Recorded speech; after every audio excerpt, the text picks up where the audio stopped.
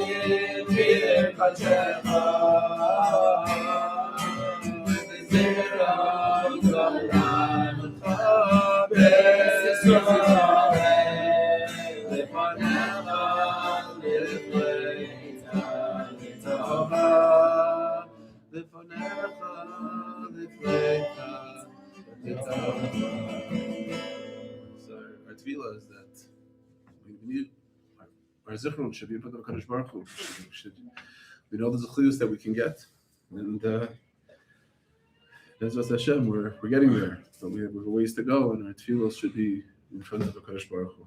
And part of that tefillah is a promise that Kadosh Baruch Hu made to us so many years ago. We say it every year in the Haggadah, and also something that we'll appreciate particularly in today's day and age more than ever before.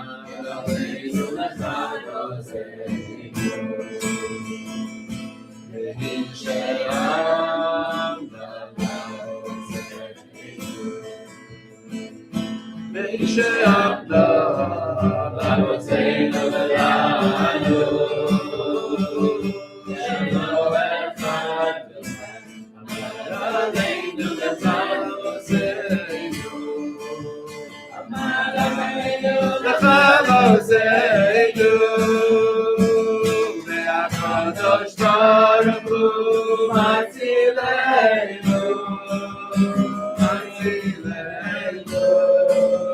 מיהדות. הקדוש ברוך הוא מצילנו, מצילנו מיהדות.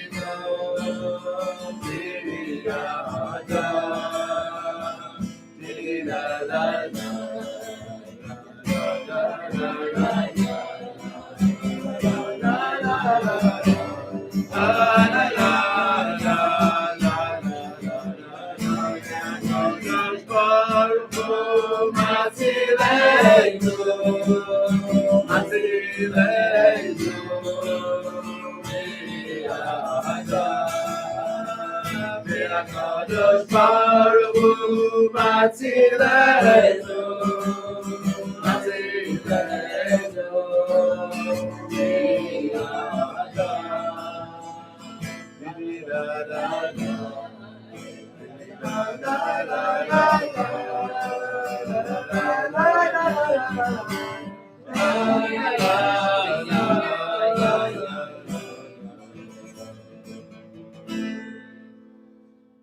Those tefillos, we need them now more than ever. And Bezrat Hashem, we should be blessed. HaKadosh Baruch Hu, Matzilenu v'yatzilenu v'yadam Bezrat Hashem. So each year on my father's Yahrzeit, I try to share different insights that are really about him. That's really the ultimate goal of what I'm trying to do tonight. Well, the first Yahrzeit I shared, and what's interesting and it's special for me is because I don't have to exaggerate. Anybody who knows my father, really, and I get emotional now more because in distance, in hindsight, I appreciate him more and more, and the values that I speak about, I see them, I see them more and more, with the incredible privilege of hindsight. The first year we spoke about the humility that he exhibited vis-a-vis HaKadosh Baruch Hu, especially in his illness, his incredible love of Torah, and his connection to Eretz Yisrael. And last year we spoke about, through the vehicle of Hallel, we spoke about the incredible gratitude, deep sense of gratitude for everything he had in his life. And he lived his life that way. If you met my father, he was always content. Without exaggeration. If I had a picture next to that Mishnah, that was my father. And so what I'll do this year, the next 35, 40 minutes or so, is learn and discuss ultimately a different perspective on my father, but through the lens of the Daled Kosos, through the lens of the 4 cups of wine that we should be blessed to be drinking in about 2 weeks from now. Yeah. Now, it's important, and I stress this a lot in my Shiur, many of you come to my Shiur know that it's very important to always be revisiting things that we learned when we were young. That if we experience Pesach the same way we did when we were children, then we're fooling ourselves that we're going to have anything more meaningful than a child. But we're not children, and we're adults, and so we have to revisit things. We have to allow things to consistently and constantly bother us. It's an incredibly important thing that we learn how to do, is to allow things to get to us, that we can ask questions, and so on. And if we do that, if we're able to dig and to be able to let things bother us and then search for answers to the questions that we ask, it's incredible what it does to our experience. Our experience is deepened, and it elevates all that we do in the ritual that we may have been doing for 10, 20, 50, 60 years. It's an incredible thing. So with that, let's look at the Daled Kosos, the 4 cups of wine. In source number 1, you have the sources in front of you. Those who are streaming live, the link is in the title to the Shiur. You can print up the Shiurim, the source sheets there as well. I'll translate all the sources also as I go, so please don't be overwhelmed by the Hebrew that you have there as well. The first Mishnah, the 10th parak of Pesachim, tells us as follows: Avri Pesachim samach lamincha. When it comes Erev Pesach and it's close to Mincha, or Mincha Katana, it's towards the afternoon. Lo yochal ad mashetech shach. A person shouldn't eat until nightfall. Even the poorest person should always be reclining. And the person might think, I'm poor, I shouldn't recline. I'm not in such an elevated status. Everyone has to recline. And then we have the following phrase, which is the 3rd clause in the Mishnah. Every person, no matter how poor they are, we have to provide for them 4 cups of wine, even if it's from the specially designated charity for the most needy types of situations, basically a soup kitchen. We have to make sure that everybody has those 4 cups of wine.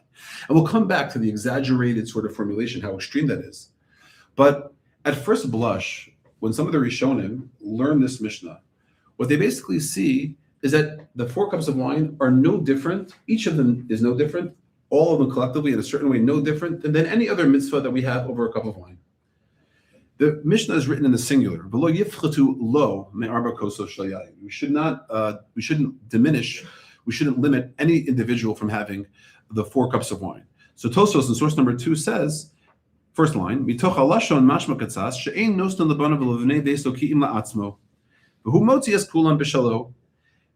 What do we have to provide? What if there are 10 people at a Seder? We provide 1 set of 4 cups of wine.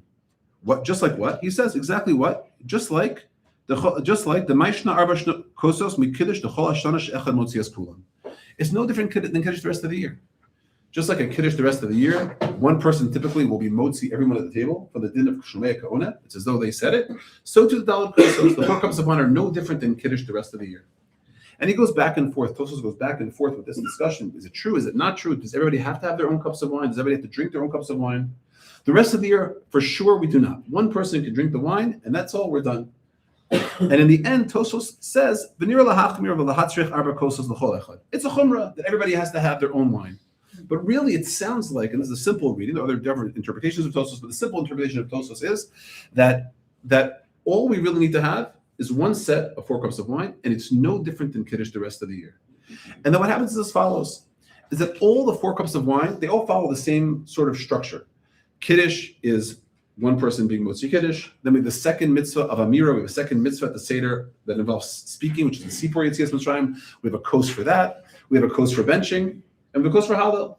But really, they're all 4 disparate mitzvahs essentially. Each one its own independent chiyuv, no different than the rest of the year, except we up the game a little bit and we have a cup for each one of the mitzvahs. That's all. Yeah. If you were to go with that and say you only needed 1 person to have the 4 kosot, right? Could you then have 1 person do one and 1 person do another, or it has to be the same person doing all 4? Look, actually, that's a question. Could it be 1 person just saying? It sounds like as long as that person, the way the Shomei Ka'ona works, as long as that person is being motzi everybody else, it sounds like it should be fine. Correct, exactly right. That wouldn't matter. I mean, the same way you could have 1 kiddush for this, and then another person next week can make kiddush for you. It seems like the same thing. And that's the simple understanding of what the Dalet Kosos look like. Everybody has their own. But now, when we start to dig into the sources, this is where things should really begin to bother us. What you see is something very interesting. Is that the Mishnayos that present the Seder in the 10th parak, they give an outsized position to the Dalet Kosos. And that's what's really interesting. If you look in the continuation of source number 1, Mishnah Bet, the entire Seder is governed by signposts of the Dalet Kosos. It's not like, oh, we should bench and we have to have wine. And we should say Hallel, we should have wine. We should say Sipur Yisrael, we should have wine. But if you look at the Mishnah, read it carefully, look how the Mishnah is written. If you read it sensitively, it's something very powerful. It says, in the second Mishnah says, Mazgu lo kos rishon. They dilute the first cup of wine, and then we say Kiddush. Next, Mazgu lo kos sheni, v'kana ben shoel. The second Mishnah, the second cup of wine, and now we have Sipur Yetzias Mitzrayim, we have the give and take of Manishtana. Then we have Mazgu lo kos shlishi, with a third cup, we bench. And then, Revi, Gomer lo v'sahal. The fourth one, we say Hallel. So you start to say, well, what does that mean? Why is such a prominent role? It's not incidental. It seems that the language of the Mishnah is telling us that these are our guideposts that are going to tell us where they're pushing us in a certain direction. That it's not just independent, incidental that we're going to have a cup of wine for each of the mitzvos, but rather there's a certain prominence given to them in the context of the structure of the Seder itself. Also the mazgu, the focus on that. On the mazgu, exactly. That's the focus of the actual Mishnah. It's not just having a cup. There's something about that's prominent. Exactly. But now we take it even further. There are certain halachos, there are certain laws that govern the nature of Dalet Kosos, which we don't find by other mitzvos of drinking wine. And now you start to see it, and you'll start to see it again. It should bother us. Why is that the case? So again, let's go to source number 3, the underlined section. Usually, when we drink wine on Shabbos, it doesn't matter the size of the cup, as long as it meets the minimum standard. The minimum standard could be, let's say, somewhere between 90 milliliters or so and 150 milliliters or so, ballpark, different opinions throughout the generations. But usually you drink a malo lugma, you drink a cheek full, and usually that's enough. But suddenly on Pesach night, we're not only concerned about that. According to one opinion, yesh omrim shetzarach lishtos rov hakos, va'afilu machzik kama revios. Suddenly we have an opinion when it comes to the kos of the first kos, all the daled koses, excuse me, that now we have to be concerned that if the cup is a certain size, no matter how large the cup is, we have to drink a majority of the cup. You have to remember, 150 milliliters in a cup is not very big. The 90 milliliters is really not very big. So it's not a majority. But if you have a cup that's large, according to this opinion, and many are machmir for that opinion, we have to drink the majority of the cup every single time that we drink. Now, where does that come from? That's not a typical halacha of Kiddush. So we have one outstanding halacha. The next, look at this next halacha. It's so powerful. In Sif Yud, Misha eno shote yayin menesha maziko sono tzarich lidchuk atzma v'lishtos the kayim mitzvahs arba kosos. Let's say you don't like wine. The primary opinion, although there are exceptions, is that a person should push themselves and force themselves to drink something, even if they're going to be ill, perhaps to some degree. To some degree. Now, will we ever say that by Kiddush that you can't have grape juice? You have to drink wine. You have to push yourself, even if you hate the wine. Struggle. Sono tzarich lidchok atzmo. And then again, with the mitzvah we just saw in the Mishnah, I feel like a person who's being supported by tzedakah, yimkor malbusho, he has to sell his clothing, o yilve, o yaskir atzmo, he should borrow money, he should rent himself out, just to get the daled kosos. So I was to say this is not a simple mitzvah. A person should sell their clothing to be able to fill the mitzvah. We have other precedents on halacha for that, but this is again, it's pointing to the fact that this is not a typical mitzvah. The last example that again is atypical to a degree is gam hanashim chayavos b'arba kosos u'b'chol mitzvos nanhagos b'osal layla. It's a time-bound mitzvah. Very often we have an exemption for women in many cases for time-bound mitzvahs, not all. But again, so we see again the prominence that this mitzvah plays. And the truth is it's not really just based on the Shulchan Aruch, a later custom. It's based on the Din of the Gemara. Just an example in sources number 4 and 5 is that source number 4, Amar Rabbi Yeshua ben Levi, Nashim Chayavos B'arba Kos Zalash Afenu Yibos Sarnes. It's one of those few mitzvahs that we have that highlight the fact that women were instrumental in the miracle itself, and therefore they're obligated to have a daled kosos. And number 5, Tarabbanan Kol Chayavim B'arba Kos Zalal Echad HaNashim V'Echad Nashim Echad Tinokos. On page number 2, men, women, and even children are obligated in the daled kosos. So you start to see that there's a deeper something going on here that is not typical. That's not typical in the realm of the mitzvahs of just drinking wine. And we have to be able to ask ourselves, what's going on here? What is different in this mitzvah compared to all the other mitzvahs that we have? And we have many that involve a cup of wine, that involve drinking, that involve a cup of wine. So in order to get a better understanding, it's a very fascinating approach. You find something in the Gemara. You actually find it in psychology as well. Sometimes in psychology, in order to understand the nuanced type of behavior, with therapists here, sometimes in order to have clarity of an understanding of a behavior or a diagnosis, we take an extreme situation, super extreme, and we try to then use that to highlight what's really going on in the extreme situation, and then we can apply that in a more subtle scenario.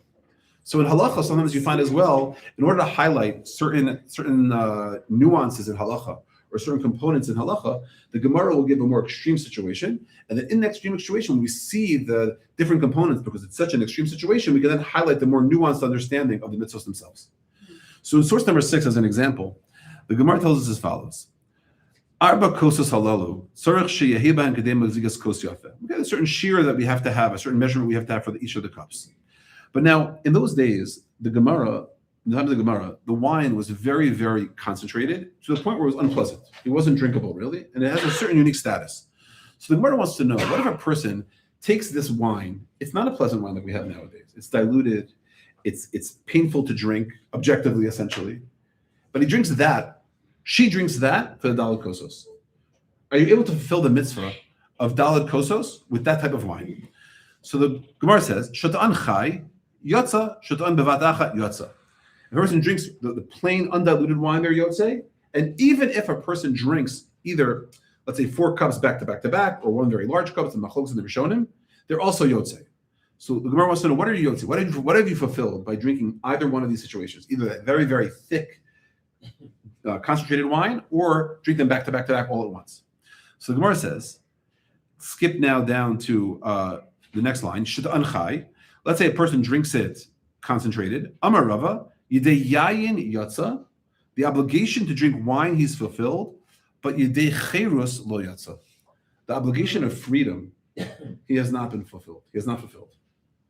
So in the one, he's fulfilled part of the obligation in this extreme scenario where he's drinking this sort of this unpleasant concentrated wine, but hasn't fulfilled part of the mitzvah as well. That makes sense, because you can't enjoy your freedom unless you enjoy it. Exactly. Says Yosef, you can't enjoy freedom unless you enjoy it. But the chiddush is, who said there was anything about, where did freedom come from? Right. That's the chiddush. This scenario of drinking this wine has highlighted for us a new component of the 4 cups of wine that we have not seen yet. And that is cherus. Who said the wine? Who said, no, we have not mentioned cherus. Freedom has not been mentioned in the context of the 4 cups of wine yet. So we don't know that. That's the point. And then you go on to the next one. Shesa'an b'vasachas. A person drinks them, let's say, for argument's sake, back to back to back, 4 cups back to back to back. Rav Amar, Yidei Yayin Yatsa. Again, according to this, there are different texts that we have different nuances. We'll use this gears that we have in front of us. Yidei Yayin Yatsa, the wine he has fulfilled again, but Yidei Arba Kosos Lo Yatsa. There's a different obligation of some sort that says that we have to have 4 cups with something in between, 4 disparate koses of wine. And if we drink them, either 4 back to back or 1 large cup, we have not filled that obligation. So now we see something different. Until now, we've been saying, whatever, just drink 4 cups of wine. No different, perhaps, than any other mitzvah. And for the most part, when we have a mitzvah, let's say of Kiddush, or a birchas mitzvah that we have, let's say at a wedding as an example, the wine essentially is there to elevate the bracha. We're going to make the bracha anyhow, but in some form, different ways, different understanding the Rishonim, but essentially having that nice cup of wine elevates the blessing that we're about to make. And therefore, I can make it, say what I'm going to say, because the primary focus of the mitzvah is what I'm about to say, not the actual drinking of the wine, and I'm done. So here we see that's not the case. The Gemara is saying, first of all, there has to be wine. Fine, we get that. But then there's a second component, which is that there has to be some sort of ideal of freedom, of cherus that we're moving toward with the 4 cups. And then also there's this 4 steps, 4 cups that can't be all drunk all at once, separately. And now, so we see that there's something deeper to the experience of the Daled Kosos, which is very, very powerful. This is famously discussed by Rav Soloveitchik. Rav Soloveitchik was the uncle of Rav Soloveitchik, who lived in Yerushalayim here, and his chidushim on the Rambam. So the Grizz, Rav Soloveitchik, writes as follows. I'm just going to jump to some of the underlined sections that I have in source number 7, and he says as follows. It's Aramaic, Rabbinic Hebrew. I will translate to. The be'emes tarti istnu ba'mitzvah shel arbel kosov. Said really, it's very clear that there are 2 components aside from the actual just drinking of wine. There are 2 components that we find in the mitzvah of Daled Kosos. Let's get to the next underlined section.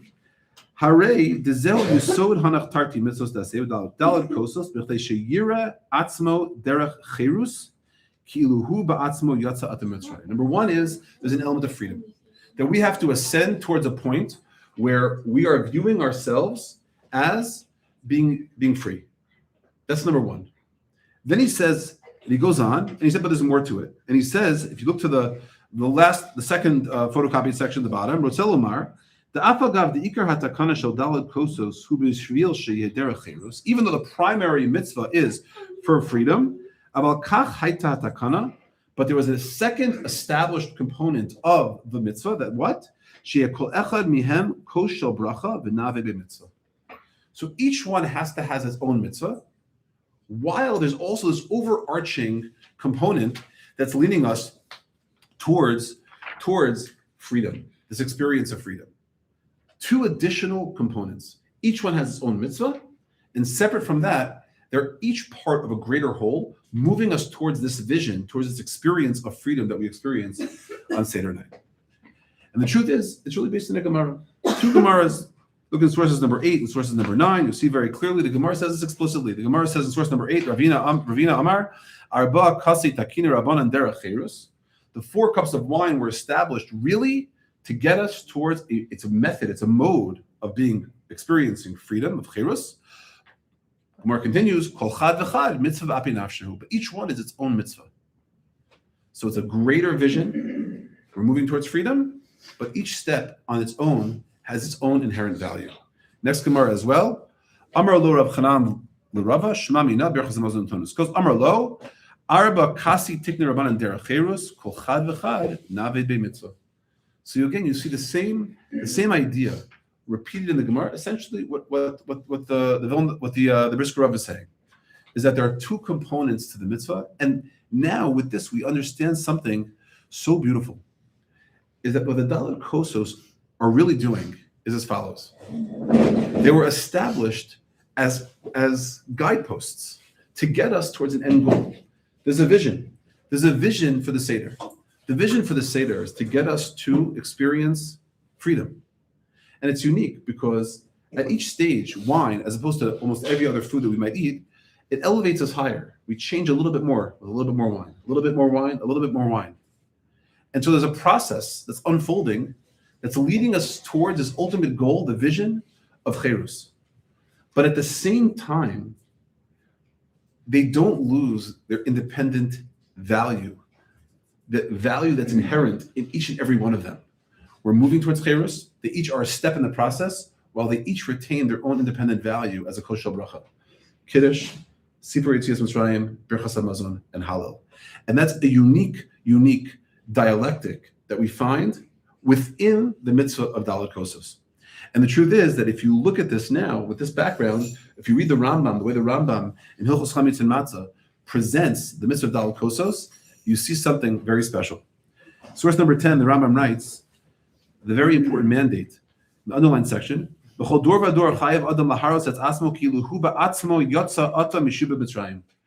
our obligation at the night of Seder is to show that we're free. We show it by drinking wine. We show it by reclining when we drink the wine. We show it by elevating ourselves. And therefore, the next word, lefikach. Therefore, how do we do that? What's the connecting clause? Lefikach.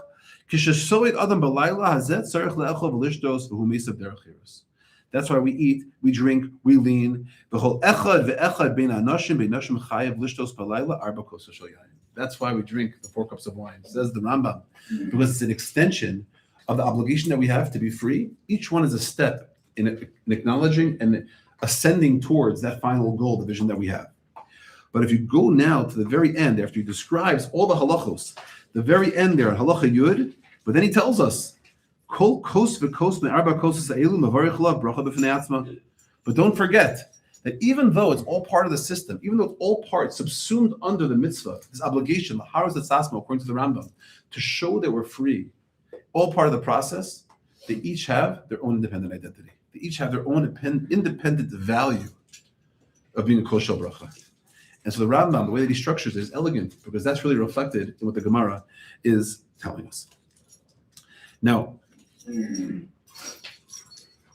what's true in the realm of halacha, I want to show you is also true, not just in the halachic sense, but also in the machshava and the hashkafa, the thought and the philosophy behind the mitzvah as well. Interestingly enough, in the Bavli, we don't actually find in the text of the Talmud Bavli itself any actual reason for the Dalet Kosos that's attributed to it. But the Rashbam, other Rishonim, they quote the Medrash, they quote the Risham, we're going to come to that in a moment, Bli Neder, and they do quote reasons. Some reasons are very famous, some are less famous.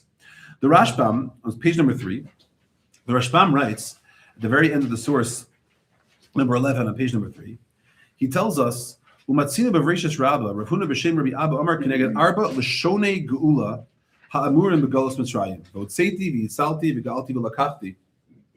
He says there are four expressions of Geula. They're all part of the process, and they all essentially contribute to the steps as we leave Mitzrayim. The Nitziv, Rav Natali Tzvi Yehuda Berlin of Volozhin, the Rosh Yeshiva of Volozhin in the 19th century. So in his Pirush al Torah, he asks a very basic question. He says, why do we need these 4 steps? The 4 steps are unnecessary. Why don't we just simply take us out? Why do we need V'Otzeiti, V'Yitzalti, V'Ga'alti, V'Lakachti? You hear the question? Why do I have to have 4 steps? Why doesn't just take us out? Why 4 steps? So listen to this incredible answer that he gives. Listen, what is that? Well, you're going to hear it's an incredible answer. No, it's a good suggestion. Listen to this answer. Listen to what he says. So the Tzif says as follows. He says in source number 12, you look at the 4th line down.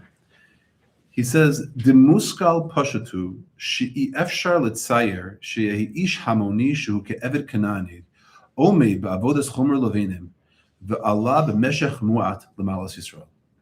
He said it's unrealistic to assume, it's a given, that a person who's a slave, hundreds of years in slavery, working with bricks and mortar, overnight is suddenly going to be transformed into a free person who is going to ascend to the heights of being a Malas Yisrael. To be able to accept the Torah. So he says, it wouldn't happen. So what do we need? God taught us something. God said there has to be a process. There's a vision. The vision is we're going to accept the Torah. Each and every one of our ancestors, mired in the dirt and the oppression of slavery, is going to ascend to a level where they can at least get to Har Sinai and be able to accept the Torah to some degree. But it can't be overnight. So there has to be a process. We have a vision. What's the process? So he tells us there are 4 steps. Votsesi, he says, is that I take you out, no more physical labor.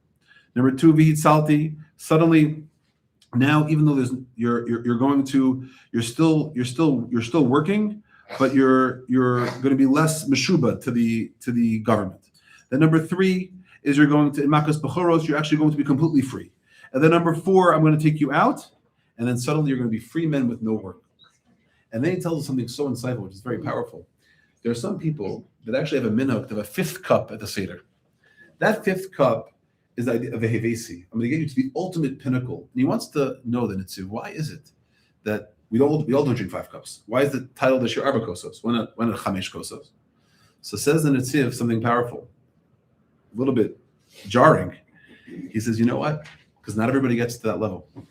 The final cup of hevesi, V'yadat Hashem, he says, it's such a high level that yes, we can ascend. We can all be worthy to a degree of receiving the Torah, but to get to the highest level of Yedias Hashem, not everybody gets to it. So even within the vision, there's still something beyond, there's still something aspirational. But what you see from the Rashbam and the Nitziv is something very insightful, is that everything in the Seder night is a process, all built halachically and also hashkafically around the experience of the 4 cups of wine and what they represent. But something years ago bothered me, and I want to share with you because I think it's an honest reading of the Yerushalmi, which also will tie together some of the ideas that we have here. The Rashbam, when he presents the 4 cups, he uses a particular phrase. He says that it's Keneged Arba Lashonei Geula. The 4 cups correspond to the 4 expressions of Geula. But the Yerushalmi in source number 13 is a very slight omission. But if you pay attention, it changes the way we experience the 4 cups. If you look in source number 13 on the second line, the third line, excuse me. The first line. Rabbi Benaya says it's Keneged Arba Geulos.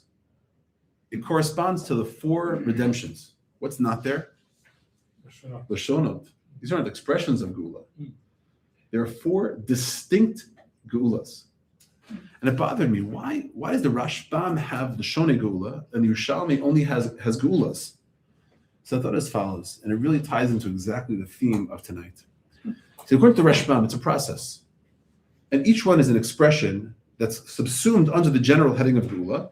And each expression of redemption moves us along the line towards that ultimate goal of chirus that we had in the halachic sense, of to a redemptive existence worthy of God in the hashkafic sense. But the Yerushalmi highlights that while our eye is on the prize, we have this goal in our life that we want to accomplish and achieve. The Yerushalmi teaches us that life is not all or nothing. Each step is itself a geula. Sometimes we get so lost in the vision of what we're trying to accomplish. Are we there yet? Did we get there yet? Do we have the redemption? You hear it now in the news. A lot of people say, is this the redemption? It's not the redemption. Are we getting towards the redemption? We hope we're getting to the redemption. And it's an important question. But don't we dare lose sight of every time an Iron Dome missile knocks down a ballistic missile. That's a redemption. That's a geula.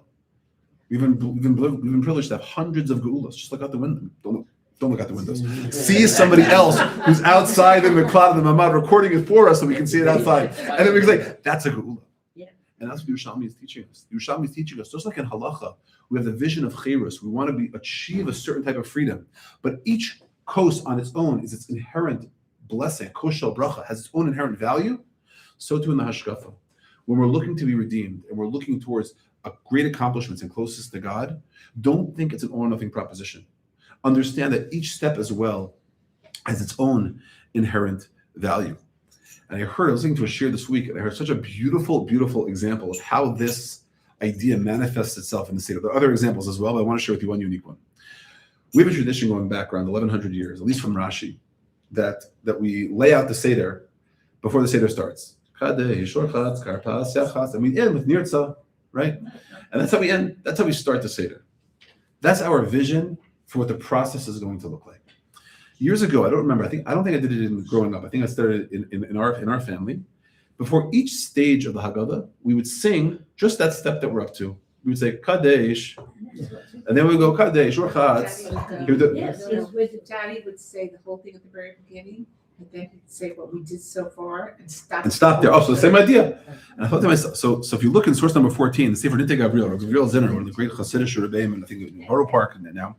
So he writes as follows. He says, Yesh lomar kol siman misimani haseder b'mkomo, v'yesh nagu lomar kol siman l'fnei haseder b'yachad, v'achar kach omrim shuv kol siman b'mkomo. There are different minhagim. Some people say each point of the Seder as they go along, and some people say the whole thing at the beginning, and at each step they acknowledge what they're up to. And I said, it's exactly the message. That's reminded me a little bit the story of Megillah sister that we opened the whole. We open the whole Megillah, and then we go through it, exactly. Yeah, exactly. And this is dialectic, where we're looking towards the vision. We have a vision of where we want to get to, what we want to accomplish. And each step is important. We don't skip steps. But it's also important to acknowledge the inherent value of each and every step. Each step is a bracha. Each step is a geula. It is not an or nothing proposition. That is what's modeled for us by the Daled Kosot. So now we can understand better why there's such a focus on so many areas in halacha of Daled Kosot. Why do we? This is the Persumei Nisa. This is how we are. Chazal are teaching us. It's an educational lesson in how to experience freedom, how to publicize miracles. How do we do that? We do that by investing, by sacrificing, even selling the shirt off of our back, acknowledging that we have a vision that we're going to move towards, even at great sacrifice, even if it's painful, even if the wine is not something we want to drink. But we're going to move towards that goal. Each step in the process is so crucial, but each step is also valuable in and of itself. That's the dialectic. That's the message taught to us by the Daled Kosot that we have at the Seder. My father, Zichrono Livracha, he lived a life with incredible deep appreciation of having a vision. He had many visions in his life, what he wanted to accomplish. And he was a very, very patient person. He was unfazed by the demands and the sacrifices that were called for in order to accomplish different visions that he wanted. But along the way, he also appreciated each and every step. I'll give you a few examples just so you appreciate who my father was. My father was young when he was like 12 or 13 years old. So he grew up in a, essentially a non-religious household. He went to public school. Traditional. But he went to public school, and he was a Jewish kid in public school. And he will tell you that he was 4 eyes, he had very thick glasses, and he was overweight. And when he was 12 or 13 years old, he was made fun of. He was a Jewish kid, they called him Smorgasbord. That was his nickname when he was 12 or 13 years old in public school. So now, there are different ways, anybody who works with kids will know a 12 or 13-year-old kid being put down by being called Smorgasbord. And he sold the whole package deal, nerdy, they had no money, the whole thing, right? So my father, as was his, he took it personally, as was his want. He took it as a chip on his shoulder, so to speak. And he said, I'm going to exercise. I'm not going to be called Smorgasbord anymore. So, not exaggerating, for the next 60 years, 60, he exercised. He exercised 3-4 times a week, even during chemotherapy. He exercised. That was the process. How do you lose weight? You exercise. And we have memories of Hanania. Many of you know our son Hanania, who was rather physically fit himself, put to shame by my father's workouts. Even when my father was in his 70s, late 60s, it was a workout that he had built over 60 years. That was his process. We have a book, I don't think we have it in the house anymore. It was called the Royal Canadian Air Force. It's like this, like who's who knows? You're holding it, Gavin. You know, the Royal Canadian Air Force was a ruthless book. The question you didn't really need all you needed was your body basically. Like you did push-ups, calisthenics, sprints, as if I know, right? You know what I'm saying, right? But he subscribed to it and he kept to it for literally for 60 years. 60 years. Internship, And it didn't matter. It didn't matter. That was the process. The goal was to be healthy, and that's what he did. But along the way, each and every workout, he appreciated. And when he had a particularly good workout, I'm calling him, I would say, Dad, how you doing? He said, I had a great workout. The workout was the same one every single time. It just, he did it better. And by the time, my girls will appreciate this, by the time Zaidi was probably in his late 60s, he was doing 20, 30, 40 pull-ups.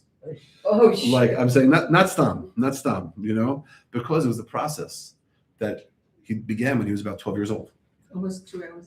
2 hours, yeah, 3 times a week. That was it. I'll give you a couple of more excellent examples. My father was he was a smart man, intellectual, and very accomplished academically. In the late 60s, early 70s, so he was studying physics. He actually spent the summer here doing computers in the Weizmann Institute in the late 60s. A room like this size was one computer, which is actually pretty cool. And he was studying particle physics, and that was his real love. That was his real passion was physics. He loved particle physics. Ad kedei kach, when he retired from practicing medicine, he would carry like a case with him, like an attaché case of sorts he would travel with. It basically had his Gemara. He was learning the teachings of Arabic, and he was reviewing the calculus, which was the foundations for the physics. That was his first, you know, I'm beside my mom, you know, it was physics and mom, I guess. But then I think in the early 70s, he realized Parnassa was not the easiest. Let me just interject something. It's the City College at that time was a very hard school to get into. It was a tough school. He graduated number 3 in all the 10,000 people. And he graduated number 1 in physics. So that was his thing. But he realized that he realized there was no parnassa in physics in the early 70s. So he said, I'm going to go into medicine. And there was a process ahead of him. He had to completely shift sets, completely. It was very difficult for him. He described to me how difficult it was for him academically, intellectually. It was very, very difficult for him. And he had many, many years ahead, or well over a decade of education ahead of him. And that was the path. They had no money. He would drive taxi cabs to support, you know, along with my mom, just to make it through. And that's what he did. That was the process. He trusted the process. But along the way, and thank God he did. He made it to the top. He was a successful cardiologist, Baruch Hashem. But he appreciated the steps along the way. He would tell me the value of the physics that he studied in the early 70s and how it impacted him as a physician throughout his life. He understood the machinery better because he understood the physics behind the machinery that he was using. He had the vision, he respected the process, but each step had its own independent value. And I'll leave you with the last example. This will conclude. My father was not blessed to learn in yeshiva. He never learned in yeshiva a day in his life. But he wanted to learn. He always wanted to learn. Many decisions that he made in his life were governed and dictated by his learning. Even where he went to school, for example, for physics, that was dictated by where he could learn. He was in Rabbi Riskin's Shiur in the 70s, and he chose to live in Manhattan as opposed to going out of Manhattan in order so that he can go and attend Rabbi Riskin's Shiur. He could have gone to MIT, other really good, but he wanted to learn. But he learned. And again, when my father learned, he understood, I want to accomplish, I want to be a Talmid Chacham. And he learned, he had the vision in mind, but there were processes that were in place. Shnai Mikra was a given. And then he started doing the Daf Yomi. Daf Yomi went through multiple cycles of Daf Yomi. I think 3 full cycles. He's on his third cycle of Daf Yomi. Every single day, he carried his Gemara with him wherever he went. He started from a boy who never went to yeshiva in his life, doing the Shnai Mikra, Daf Yomi. What I think is the most impressive of all of his learning feats, he had a standing chavrusa with one of our wonderful neighbors in Edison, New Jersey, Dr. Jerry Belsh, for about 40 years. 40 years. They wanted to go to Mishnah Berurah. So they went to Mishnah Berurah. Sif Katan at a time. Simon, Sif Katan at a time. They went through it for 40 years, every single Shabbos. They had a vision. That was the process. But he enjoyed each and every chavrusa in and of itself. They had their inherent value, just like the Dalet Kosos, in and of itself. And so I bless us that we should create for ourselves visions, just like we do on Seder night. a vision of coming close to HaKadosh Baruch Hu, a vision of freedom. And we map out for ourselves processes that are going to get there, understanding that takes time. Things take time, things take patience, things take sacrifice. But we should be particularly blessed to appreciate that even as we're climbing and we're moving towards the vision that we have, whether we get there, hopefully, or not, each and every step should have its own inherent value that we can grow from, that we can learn from. Each and every step is its own bracha. Each and every step is its own geula. We need a geula. And so zechus, the visions and the processes and the brachos, the blessings, the redemptions that we have, should be a zechus for all of Klal Yisrael and for my father's neshama. And I wish everybody a good chodesh and a chag sameach. Amen. Wait, before you go, first of all, Al, thank you for this. As I told my son, I think